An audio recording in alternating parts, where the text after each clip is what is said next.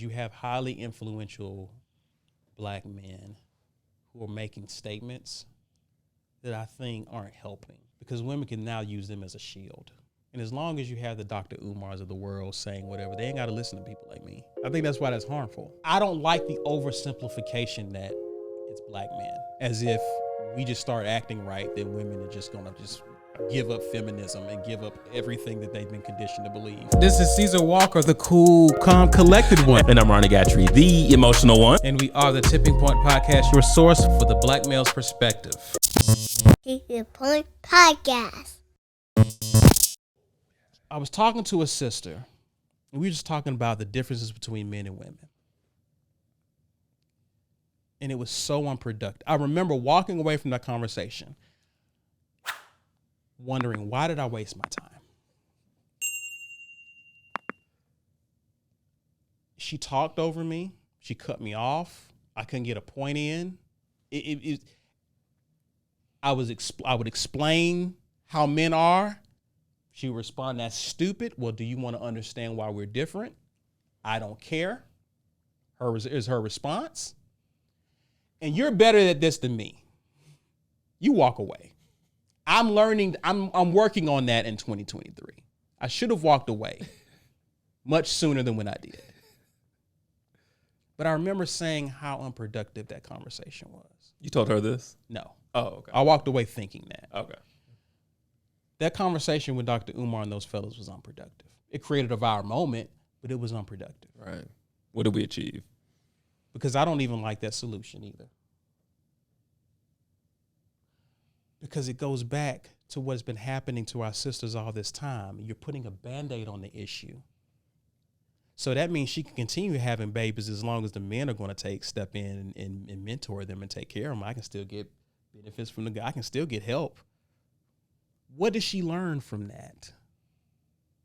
How does she take responsibility if she knows that we're going to come save her? You've seen kids in college who have parents who they can wreck a car, they can be drunk, they can do, mom and daddy going to give me another car. New one the next weekend, yeah. How do they treat the stuff that they have? Were they reckless or were they careful? Right. They were reckless. Do women learn anything from Dr. Umar's suggestion?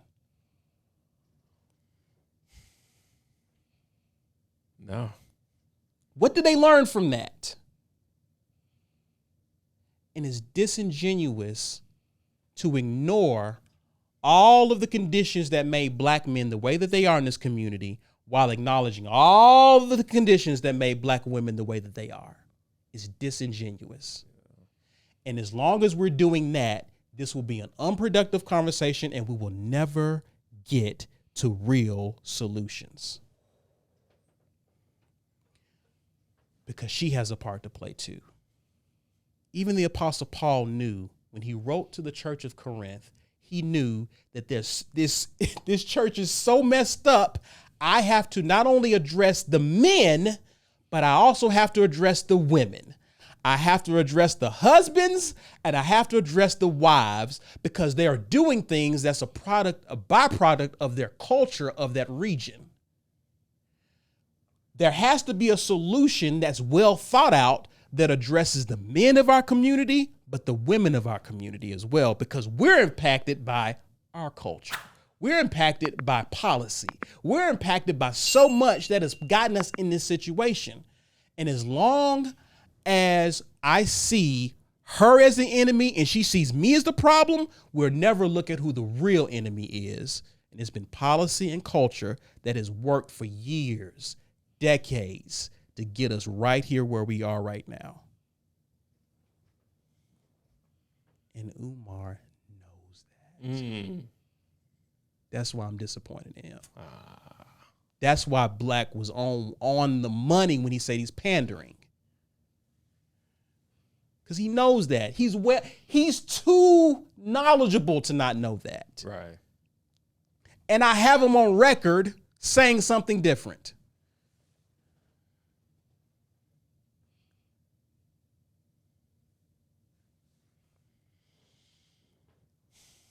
One of the things we get we get credit for is being balanced. I say it's accidental because I'm an advocate for men, but I'm a bigger advocate for family. So I will never support behavior in men that prevents us from having strong, healthy families. Right? Right. And if we're going to have strong, healthy families, then everybody has to do their part. Even though we are the men of our community, we have to do something about the fact that our women no longer view us as husbands. They view us as partners. It's different. It's a little different than husband. Yeah. Doesn't have the same. It doesn't have the same respect. It doesn't have the same honor as husband. Right. Partnerships are often contractual. Partnerships are often kind of 50-50. Yeah. Yeah. Or should be, at least. Yeah. You know what I mean? They're kind of, Anything different is written out. Yeah. husband is a lot more involved than a partner. See, I 100%. don't have to. See, here's the thing. Here's how I look at that whole partner thing. It's cute. But I don't have to marry you to be your partner. True. I don't have to marry you then. Let's go get a place then. Let's go get an apartment. Yeah, I pay the bills. Yeah, I pay this bill over here. Yeah, you take care of that. Yeah. Oh, they ain't working? All right. Husband, there's a lot more of a commitment there. I made a promise to God that I will protect you, the kids, provide for you, give my life for you. I don't know too many partners doing that. Partners just doing their part. Root word of partner is part. I have a part to play. No. As a husband, I have a covenant that I made with God that I was going to do certain things. I'm going to do the bulk of it. Right. You are my helpmeet. You're my helpmate. You're my wife. So that's a lot more weight to that. Right.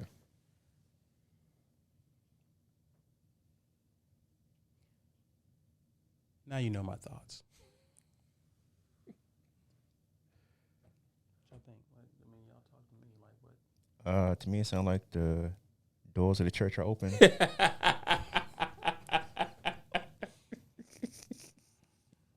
I got nothing to follow that. I try not to get upset. I shared with y'all some information off the pod about a prominent someone making a comment. The reason why that angers me is you have highly influential black men who are making statements that I think aren't helping, because women can now use them as a shield. And as long as you have the Dr. Umars of the world saying whatever, they ain't got to listen to people like me. I think that's why that's harmful. Right. Because I don't like the oversimplification that it's black men. As if we just start acting right, then women are just gonna just give up feminism and give up everything that they've been conditioned to believe. If only it were that easy. It's an oversimplification. Right. It's not that simple. It's not. And it never had. You don't get, you think we would probably have gotten in together if it was just us? Like, you know what I mean? Yeah. Again, I really would like for us to have an honest conversation. Black men and black women. We all we got. We really are. And until we see who the real enemy is, we'll continue to entertain the gender war. Gosh.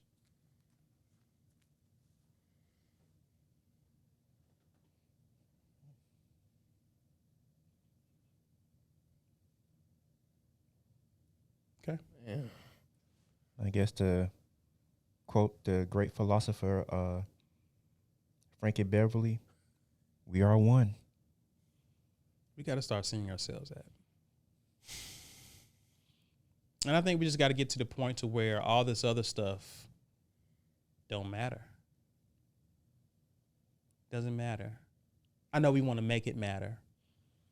You know, if you're LGBTQ, if you're female, but these are things that is causing us to turn on each other.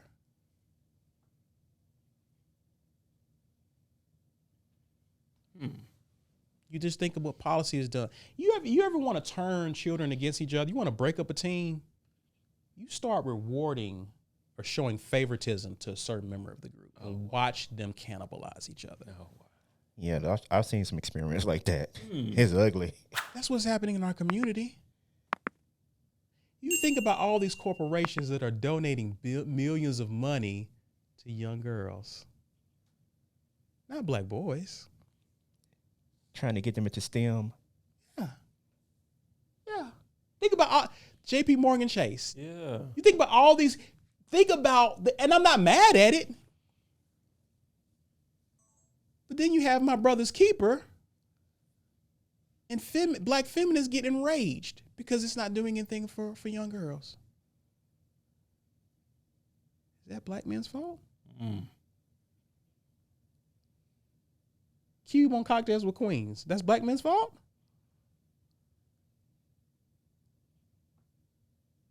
Oh?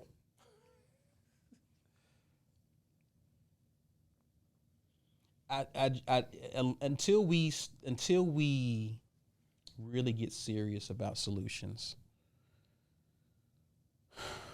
until we really get serious about this, we're going to continue to pander and say what we think people want to hear, and I don't care about that because I've seen what a healthy family looks like, and I understand people need it. It's important. It's necessary. Our community needs it.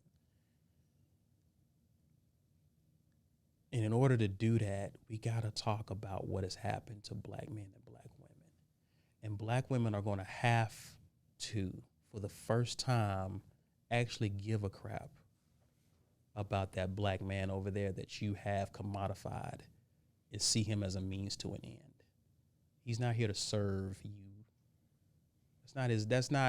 Yes, that's service in marriage, but that's not you have a job too, girl. If this is going to work, you got a job too. You got to see him as a human being. You can't trivialize his pain. You can't trivialize what he's been through. You can't write it off as just him being trifling.